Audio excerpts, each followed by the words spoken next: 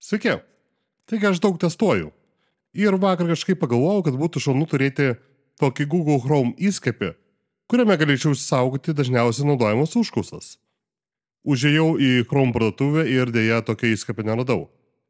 Todėl nusprendžiau pasinaudoti Cloud'e 3.5 Sonnet pagalba ir susikurti nuo nulio būtent tokį įskiepį, kurį galbūt vėliau ištobulinęs galėsiu parduoti toje pačioje Google Chrome parduotuvėje. Todėl Cloud'e paprašiau. Aš norėčiau sukurti Chrome extension, kuriame galėčiau saugoti savo dažniausiai naudojimus promptus, kuriuos vėliau galėčiau įsikopijuoti ir įkopijuoti, tarkim, į Cloud'e ar ChatGPT. Sukurk tokį. Ir Cloud'e iš tikrųjų man padėjo susikurti štai tokį prompt saver, kuriame galim netgi keisti spalvas iš šviesios į tamsią, galim įsisaugoti naujus promptus, tarkim, naujas promptas kaip pavyzdys ir save, kaip matote, atsiranda čia. Galim ištrinti, galim nusikopijuoti, galim koreguoti. Aš netgi dar pasidariau nuorodas, tarkim, pasispaudus YouTube'e, yra nueinama į pono Obolio YouTube kanalą. Jeigu pasispaudžiam, tarkim, Facebook, nueina į pono Obolio Facebook puslapį. Taigi aš nusprendžiu, kad jums galbūt bus įdomu sužinoti, kaip tai padariau. Tai kiekvienas gali padaryti, nes su tokiais įrankiais kaip Cloud'e 3.5 Sonnet, kiekvienas gali būti developeris, programuotojas ir panašiai. Nes jums kodo rašyti nebereikia, reikia tiesiog teisingai pateikti užklausas, ką šiandien ir parodysiu. Taigi pirmiausia, aš Cloud'e užklausiau. Aš norėčiau sukurti Chrome extension, kur galėčiau saugoti savo dažniausiai naudojimus prompts, kuriuos vėliau galėčiau nukopijuoti ir įkopijuoti, tarkim, į Cloud'e, ChatGPT ar kitas vietas. Sukurk tokį. Taigi pažiūrėsim, ar šiandien seksis taip pat gerai, kaip man sekėsi vakar kuriant savo įskiepį. Pabandysiu prisiminti, kaip viską dariau ir atkartoti. Šiek tiek pasigailėjau, kad vakar video neįrašinėjau, nes, negalvojau, kad tai puikiai gausis. Ir okei. Taigi, ką mes turim? Mums labai greitai parašė kodą, ko mes ir norėjom. Tačiau yra viena problema. Reikėtų išsikopijuoti ir, ko gero, kurti failus patiems. Bet mes, kadangi nesam programuotojai, todėl už mus šiandien programuoja Cloud'e. Taigi aš jau paklausiu, sugeneruok visus reikalingus failus. Kaip manot, bus sugeneruota manifest JSON, pop-up HTML ir pop-up JavaScript failiukai, kuriuos galėsim atsisiųsti ir išsaugoti. Surašė vėl tą patį. Paprašysiu, kad sukurtų atskirus failus, kuriuos tiesiog galėčiau atsisiųsti. Ar kaip matom, sukūrė manifest JSON, šiuo metu kūrė pop-up HTML ir pop-up JavaScript. Mums kaip neprogramuotojam tai bus ženkliai lengviau. Kągi, dabar išsisaugom, paspaudžiam šitą ikonėlę, download to file ir išsisaugom failiuką. Aš sukūriau naują katalogą, kurį ir saugosim, prompt saver bus. Taigi išsisaugom pop-up.js, tiesa reikėtų ištrinti, kad nesikartotų, tai palikim tik tai pop-up.js, tada atsidarom pop-up HTML, jį taip pat išsisaugom, čia ištrinam tik tai HTML tekstą, kad nesimaišytų ir lygiai taip pat padarom su manifest JSON. Taigi atsisiunčiau failą, vėlgi ištrinam papildomą JSON tekstą ir išsaugom. Ir dabar mums siūlo atidaryti Chrome naršyklę ir eiti į Chrome extensions.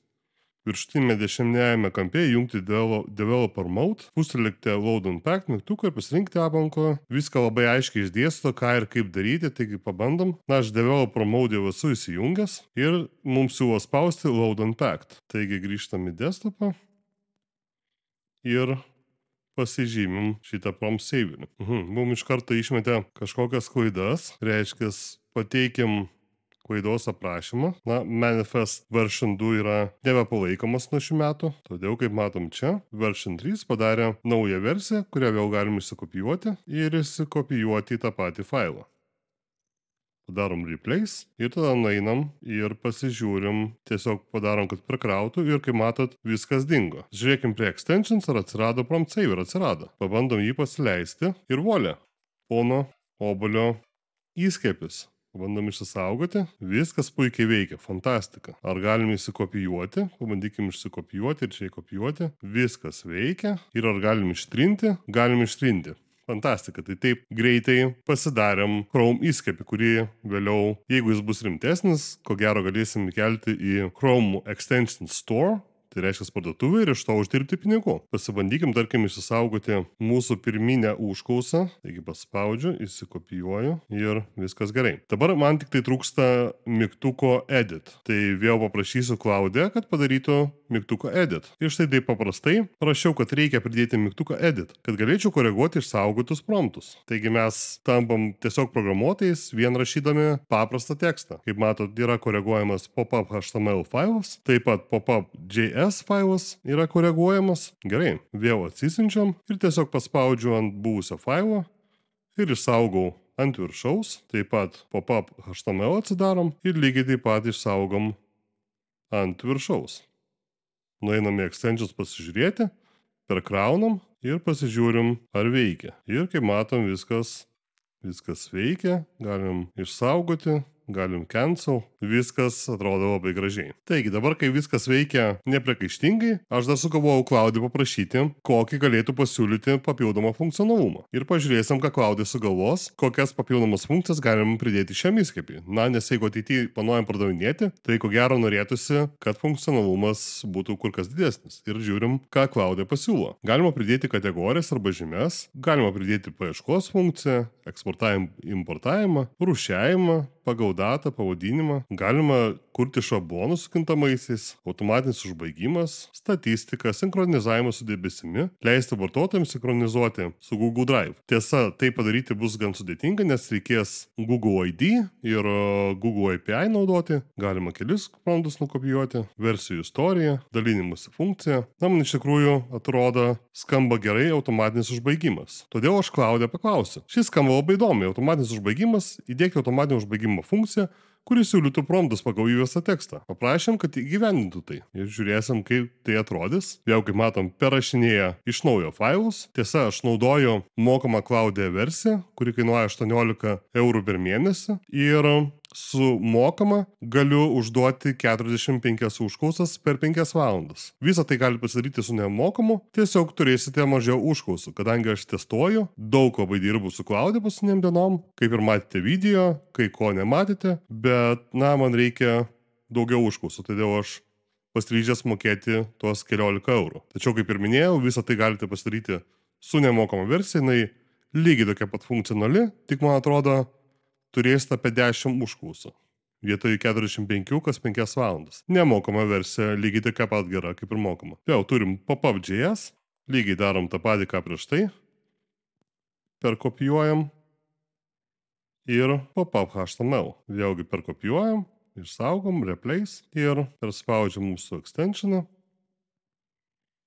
Ir dabar žiūrim. Kaip matom, tas užbaigimas tai labiau panašu į paiešką. Mes tiesiog įvedam žodį, kuris jau yra įvestas, pavyzdžiui, čia yra žodelis sukurk tokį, kaip matom, ir galim štai šitą paspaudę pabaigti, bet jisai skaito tik tai iš jau esančio teksto. Tai čia labiau bus panašu į paiešką, o ne į užbaigimą, ar ne? Gerai, dabar pabandysiu padaryti, kaip buvau pasidaręs savo. Klaudiją paprašysiu pridėti tam surežimą, kuris būtų patogesnis naudoti naktį ar esant silpnam apšvietimui. Įgyvendink tai. Programa turėtų turėti ikonėlę, kuri perjungtų tamsų ir šviesų režimą arba būtų auto, tai yra priklausomai nuo kompiuterio naudojimo sistemos. Manau, kad dabar failų koreguos kur kas daugiau, gal klystu. Man patinka iš tikrųjų Klaudija greitis, nes, na, net nepalyginsi su kitais dirbtinio intelekto modeliais. Ir tuo pačiu šitas dalykas dešiniai pusėje, kur matomas kodas, vadinamas artefaktais, yra be galo patogus dalykas. Ir labai tikiuosi, kad kiti konkurentai irgi taip pat implementuos tokį funkcionalumą ateityje. Tai, kaip matom, daug failų nekeitė, vėl keitė tos pačius pop-up.js ir pop-up HTML. Taigi vėl juos įsidedam, vėl perkraunam mūsų įskiepį ir pasižiūrim, na, tamsus fonas neatsirado. Mes taip ir parašom, pasiskundėm Klaudiją, kad neatsirado nei tamsus, nei šviesus fonas, taip pat nėra ikonėlės, kad galėčiau perjungti iš tamsaus į šviesų. Kaip mato dabar, Klaudija tikrina savo kodą. Mums nereikia nieko įkelinėti, nereikia jokių klaidų, tiesiog įkelia dar savo kodą, jį patikrina ir perrašo, kas yra neteisingai. Na, mums pasakė, kad reikia reload padaryti, mes visada padarydavom ir pasiūlė pasitikrinti klaidas, jeigu dar neveiktų.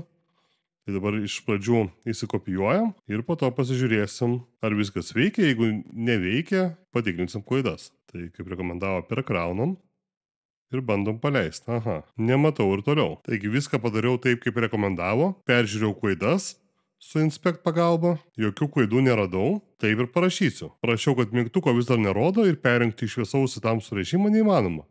Chrome klaidų nerodo. Pažiūrėkim, kaip susitvarkys su tuo. Kadangi įrašinėjau ekraną ant savo Maco, dėja negaliu daryti screenshotų. Būtų paprašiau, jeigu galėčiau tiesiog įkelti screenshotą į Chrome, kad jį apsižiūrėtų. Ta prasme, kaip atrodo cloud'e sukurta programa. Dabar tiesiog reikia skųstis ir tikėtis geriausia. Gerai, pabandom dar kartą įsikopijuoti pop-up.js. Ir taip pat įsikopijuoti pop-up.html. Vėl perkraunam mūsų įskiepį. Ir štai atsirado kažkokie simboliai.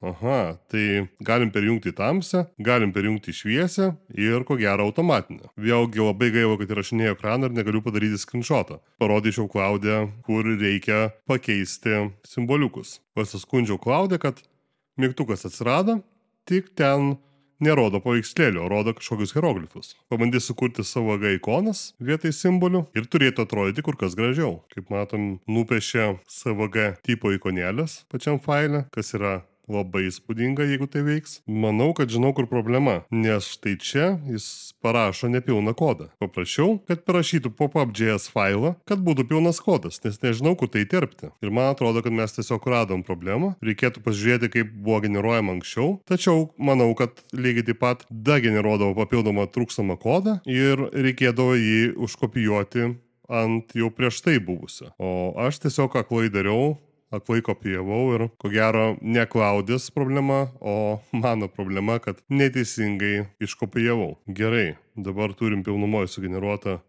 pop-up.js, darom replace ir tada dar naujai sugeneruotą pop-up.html, taip pat pakeičiam senąjį failą. Vėl einam į extensions ir voila.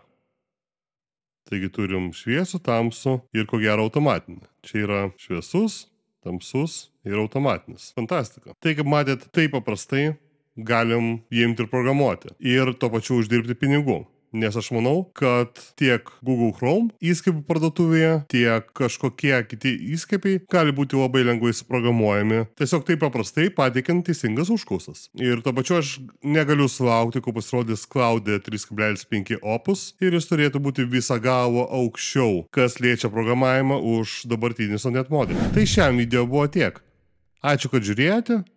Ir jeigu gavote vertės šio video, nepamirškite paspausti like, pasidalinti su draugais, kuriam galbūt aktualu, užsiprenumeruoti kanalą ir iki sekančio video.